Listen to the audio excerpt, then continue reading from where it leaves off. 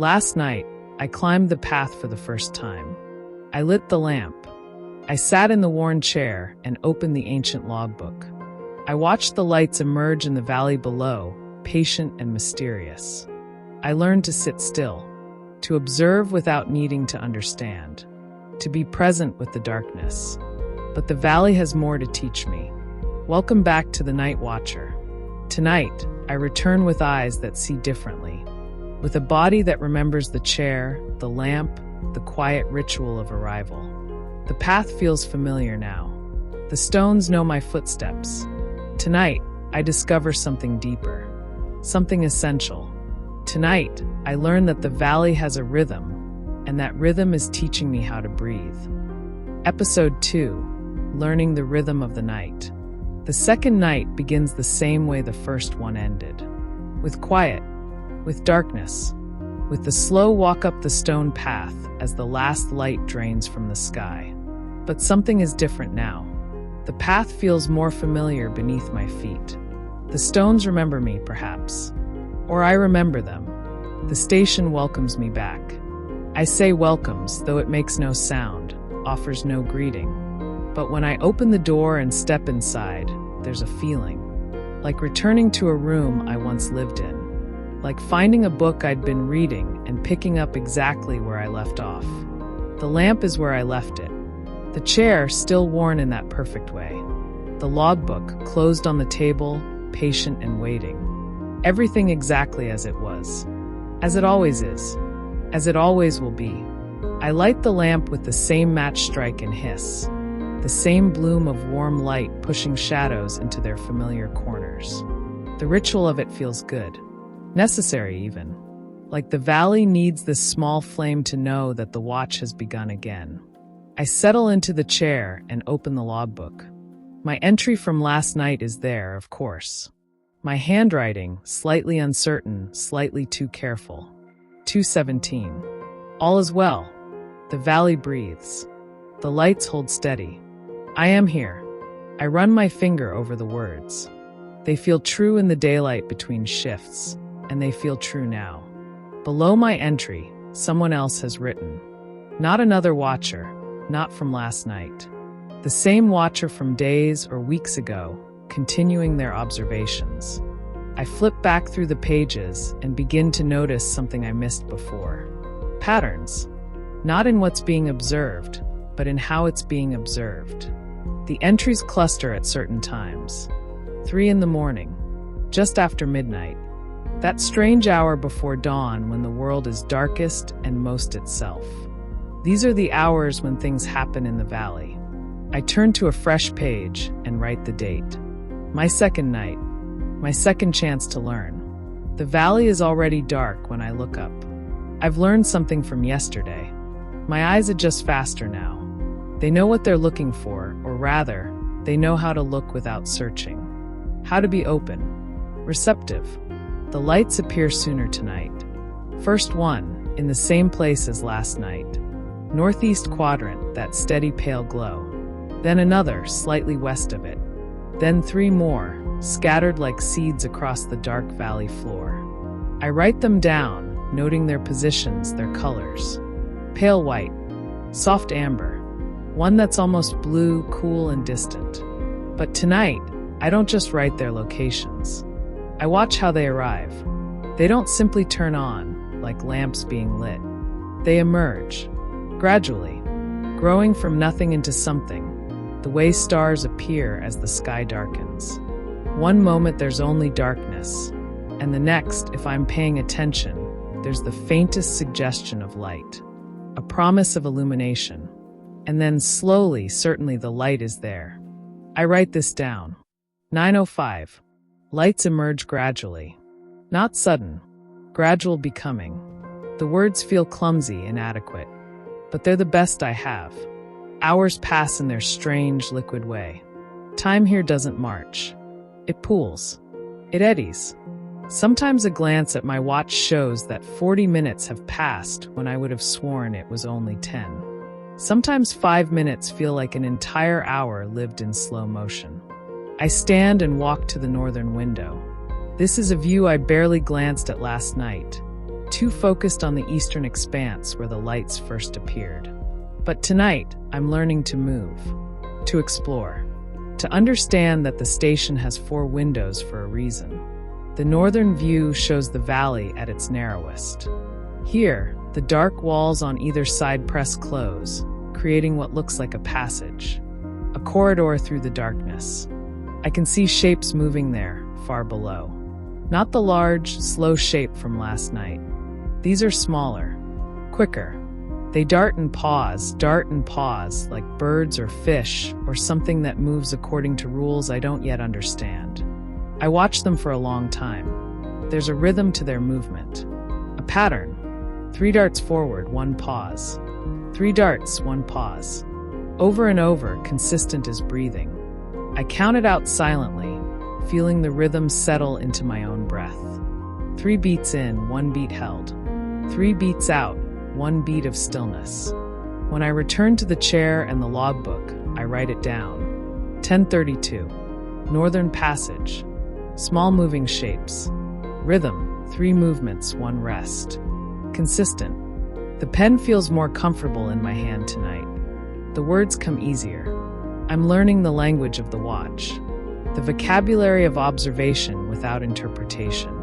The lamp flickers, and I realize I've been here for over an hour since that last entry. The time disappeared into watching, into being present. I'm not bothered by this. If anything, I'm pleased.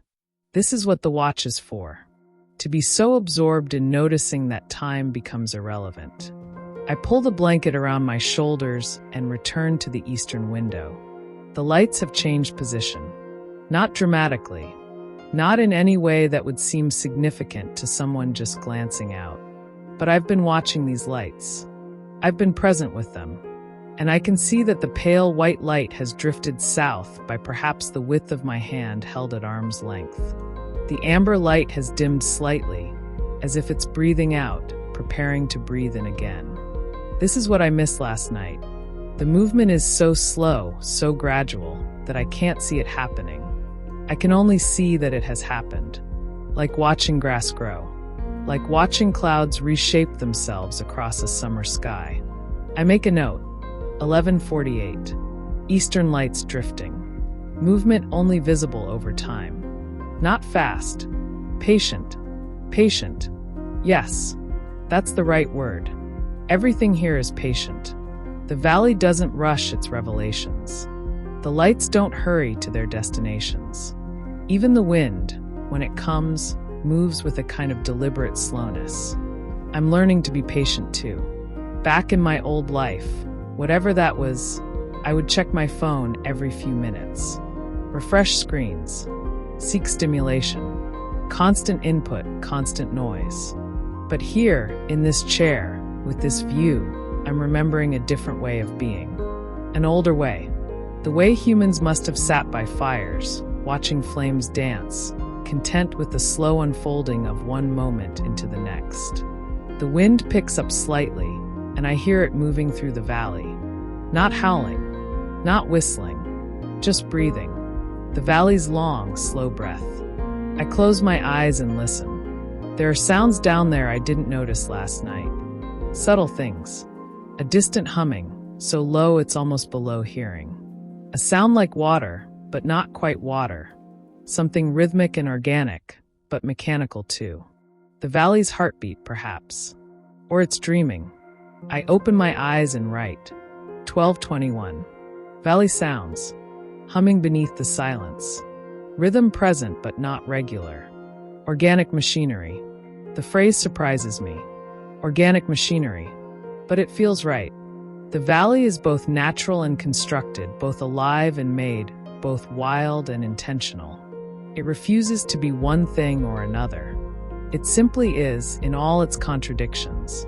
Midnight passes into the deep night. This is the hour I've been waiting for, though I didn't know I was waiting. The hour when the valley shows its truest self. The lights are at their brightest now. Not glaring, not harsh, but fully present, fully themselves.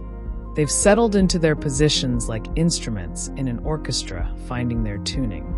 And then something new. A sound. clear and distinct. A single note, held long and pure. It comes from somewhere in the western part of the valley, where the darkness is deepest. The note hangs in the air, neither rising nor falling, just existing. Beautiful. Lonely. Complete.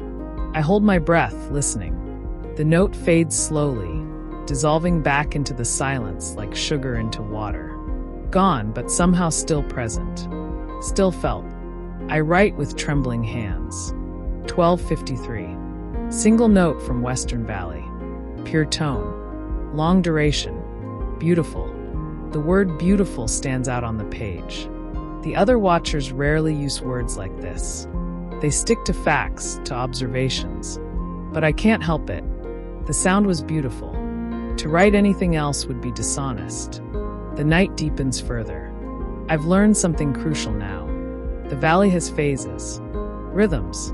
It moves through the night like a piece of music, building and releasing, crescendoing and softening. Early evening is the gathering time, when the lights emerge.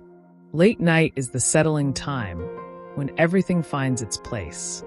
And this hour, the hour after midnight, this is the blooming time, when the valley shows what it truly is. More sounds come now. Not loud, not frequent, but present. A chime, delicate as glass. A low thrum that I feel in my chest more than hear with my ears. A whisper of something that might be voices, or might be wind, or might be something else entirely. I don't write all of it down. Some things are too quick, too ephemeral. Some things are meant to be experienced, not recorded. The logbook is important, but it's not everything. The real watch happens in my attention, in my presence, in my willingness to be here, awake, while the valley does whatever mysterious thing it does. The eastern sky is just beginning to change when I write my final entry. 4:37. The valley has shared its rhythm. 3 phases: gathering, settling, blooming. I understand now. The watch is not about seeing everything. It's about being present for the unfolding. I close the logbook and sit back, the blanket warm around me, the lamp burning steady and low. Outside, the lights are beginning to fade. Not disappearing, just softening, returning to wherever they come from. Preparing for the day, whatever that means in this strange place. The second night is ending, and I've learned what I needed to learn. Not facts, not explanations, but rhythm. The valley's rhythm, and how to move with it, how to breathe with it, how to be patient enough to see the patterns that only reveal themselves to those willing to watch. My own breathing has changed, I realize. It's slower now, deeper, more aligned with the valley's vast, patient inhale and exhale. 3 breaths in, gathering. 1 breath held, settling. 3 breaths out, blooming. 1 breath of stillness, waiting for the cycle to begin again. The valley has taught me how to breathe. And in teaching me to breathe, it's taught me how to be, how to exist without rushing, how to unfold at my own pace in my own time, how to trust the rhythm that moves through all things. Tomorrow night, I'll return again. The path will remember my footsteps. The chair will hold my shape. The valley will continue its ancient, mysterious unfolding. But for now, as the first pale light touches the eastern edge of the world, I am content. I have learned the rhythm. The rhythm has learned me. And we breathe together now, the valley and I, in perfect synchrony. The watch continues. The night fades. And I carry this rhythm with me as I prepare to descend the path. 3 steps forward. 1 step of pause. 3 steps forward. 1 step of stillness. Walking the pattern the valley taught me. Breathing the breath the darkness gave me. But as I reach the door, I glance back one more time at the valley. And there, on the western ridge where there was only darkness before, I see something that makes me pause. A shape. Tall. Dark. Solid against the lightning sky. Something has appeared. Something that wasn't there during the night. Or perhaps something that only shows itself in this brief moment between night and dawn. Between one understanding and the next. The tower. I've read about it in the logbook. Other watchers have seen it. But I didn't know if I would. Didn't know if the valley would reveal this to me. Tomorrow night I'll return, and I'll watch for it. I'll learn what it means, what it does, why it appears. The valley has rhythms, but it also has secrets. And tomorrow I'll discover one of them. Home in the rhythm, home in the watching, home in the mystery that waits for the third night.